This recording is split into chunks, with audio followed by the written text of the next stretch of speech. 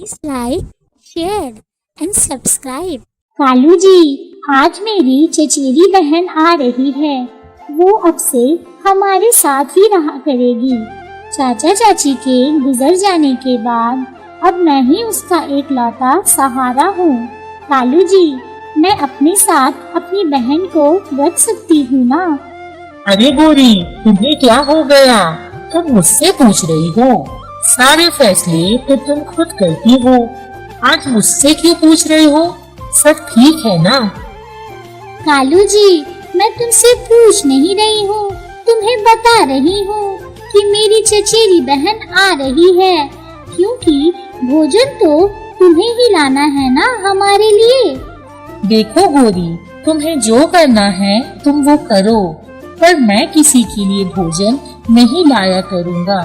मैं तुम्हारे लिए भोजन ला देता हूँ, उतना काफी है। अगर तुम्हें तुम्हारी बहन को रखना है तो तुम खुद ही ला लिया करना भोजन, अपने लिए भी और तुम्हारी बहन के लिए भी।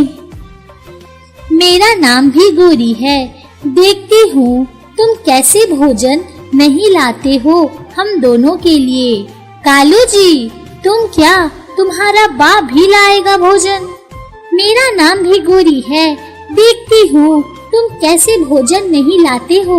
तुम क्या तुम्हारे बाप को भी लाना पड़ेगा भोजन हमारे लिए? और ज्यादा काऊ काऊ किया ना मेरी बहन के सामने तो देख लेना तुम्हें कैसे भगाती हूँ घोंसले से।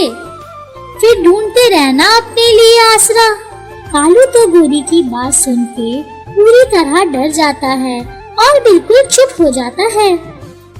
फिर रात हो जाती है और सब सो जाते हैं। अगले दिन सुबह सुबह गोरी की बहन आ जाती है। दीदी, मैं आ गई आपके पास, अब मैं आपके साथ ही रहूंगी। हाँ बबली, अब तुम हमारे साथ ही रहना। चाचा चाची के जाने के बाद मैं ही तुम्हारा सहारा हूँ। और फिर ऐसे ही कुछ दिन बीत जाता है और धीरे धीरे कालू भी बबली कौवी को पसंद करने लगता है। और फिर वो उन दोनों के लिए हर दिन दाने ढूंढ के लाता है। कालू और बबली के बीच कुछ ज्यादा ही नजदीकियां बढ़ गई थी, जो गोरी कौवी को अब जरा भी नहीं भा रही थी। गोरी, मैं दाने ढूंढने जा रहा हूँ। ठीक है, जाओ कालू जी। जीजू, मैं भी आपके साथ चलूं क्या दाने ढूंढने? आपकी थोड़ी मदद हो जाएगी।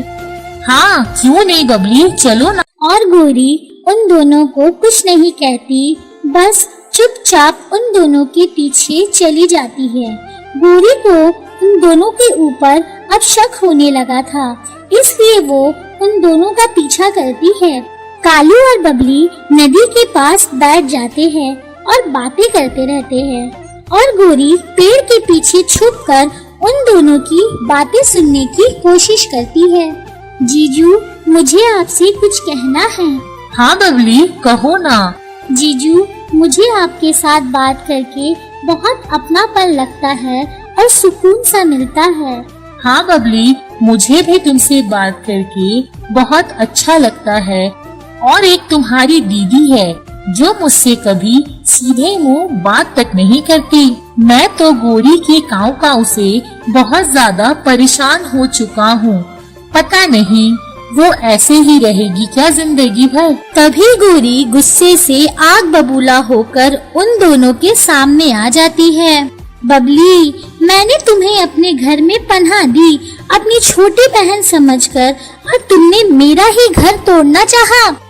और कालू, तुमसे तो मैंने कभी ये उम्मीद नहीं किया था कि तुम मेरी ही छोटी बहन के साथ इस तरह का रिश्ता रखोगे। और तू करमजली, तुझे तो मैं आज ही अपने घर से बाहर निकाल दूंगी। नहीं नहीं दीदी, नहीं। तभी वहाँ पे बंटी कौवा आ जाता है। तुम कौन हो और यहाँ क्या कर रहे हो?